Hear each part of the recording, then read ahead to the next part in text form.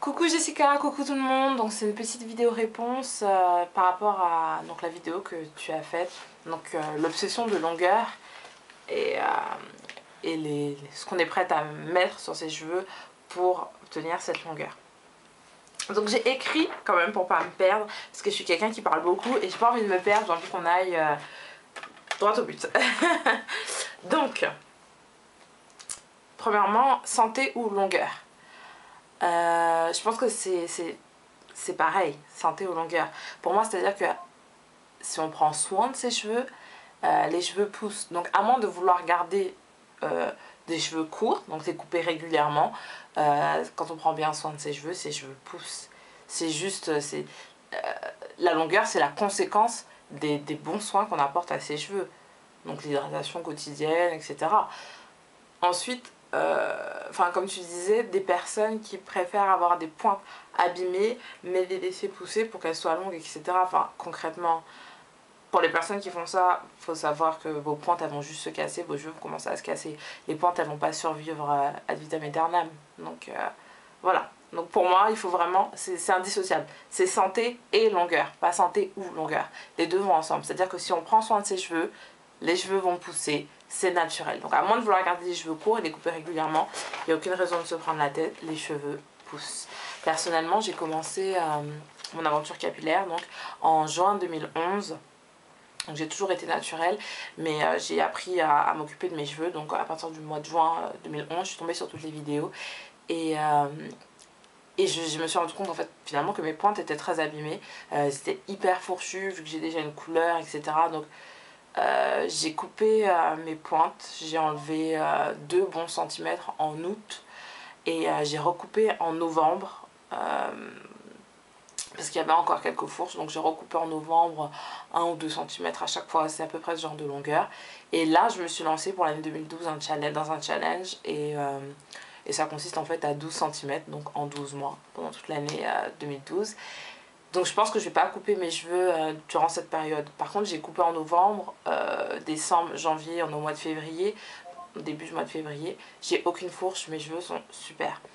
Donc je suis contente et c'est pour ça que je me permets de vous dire que franchement quand on fait des soins les cheveux ils poussent, c'est tout. Enfin, je me pose pas de questions, je sens que mes cheveux poussent. Ensuite, je peux diminuer les fourches, j'en ai plus. Là, je n'en ai plus. Par contre, je peux pas dire que j'ai pas de single strand knot, donc les nœuds, un cheveu qui fait un nœud sur lui-même. Oui, j'en ai, mais ça fait partie du jeu. C'est comme ça que nos cheveux sont faits et bien évidemment qu'on en aura. Après, on peut essayer d'éviter, de diminuer la quantité, donc vraiment en faisant attention à ses pointes, mais c'est impossible d'éliminer les single strand knots. Donc voilà, ça c'est dit. Ensuite, la deuxième question, donc c'était utiliser des méthodes étranges pour avoir une pousse des cheveux. Donc moi personnellement, je sais pas de quelle méthode tu parlais. Peu importe. J'ai envie de dire que moi, confession intime, cassos, personnellement si on me dit mais tel produit naturel, je parle de produit naturel, donc de l'huile de quelque chose, ou de la noix de coco, ou bref, mais des trucs naturels, des produits naturels, tu mets de l'hibiscus, des macérats étranges, ok. Tant que ce sont des produits naturels, moi ça me pose absolument aucun problème de les mettre dans mes cheveux. Si on me dit que ça fait pousser les cheveux, il n'y a aucun souci pour moi. Par contre, mettre des produits chimiques dont le but premier n'était pas la pousse des cheveux et l'utiliser pour la pousse des cheveux, je suis contre. Autant prendre des produits chimiques qui sont dits pour la pousse des cheveux et les mettre dans mes cheveux, non plus. Je préfère pas, d'accord. Mais ça c'est mon avis à moi, personnellement je le ferai pas. Ensuite je pense qu'il faut pas monter sur ses grands chevaux, il faut rester calme. Les filles qui font ça, bon bah oui, apparemment elles ont vraiment une obsession de longueur. Mais après je me dis, la plupart des naturels qu'on voit maintenant ont été défrisés avant. Et pendant de nombreuses années, en sachant bien que le défrisage n'était pas bon pour leurs cheveux. Et il l'est toujours pas. Et qui casse, etc. Enfin, c'est vraiment pas bon pour le cuir chevelu en soi. Et pourtant, elles ont continué à le faire. Je me dis qu'il y avait une obsession de l'effet lisse. Et ça a continué pendant longtemps et ça continue encore. Alors bien sûr, maintenant, les défrisés comme naturels, on sait mieux prendre soin de nos cheveux.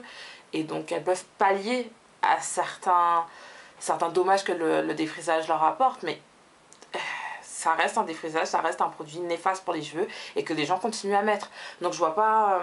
en fait, pour moi, il n'y a pas de jugement à émettre non plus sur des filles qui vont mettre des produits étranges dans leurs cheveux. Pour la pousse, chacun a ses obsessions. Après, comme tu dis, la femme noire, elle est prête à n'importe quoi pour ses cheveux, enfin un truc comme ça. Et j'ai envie de dire, c'est pas la femme noire, c'est toutes les femmes. Les cheveux, c'est une parure. On a mis du temps à savoir comment s'en occuper.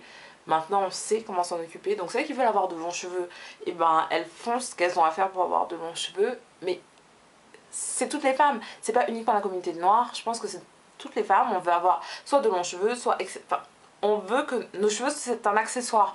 Donc, chaque femme veut pouvoir mettre ses cheveux comme il faut, comme elle le souhaite. Et je pense qu'il faut pas rentrer dans des histoires de ouais, les femmes noires sont prêtes à tout, t'as pas vu, elles font ci, elles font ça. Les femmes en général, les femmes on est toutes comme ça, point barre. Donc voilà, c'était une petite réponse. J'espère que je me suis fait comprendre et puis je vous souhaite une bonne fin de week-end, on est dimanche après-midi. Donc voilà, bye bye tout le monde.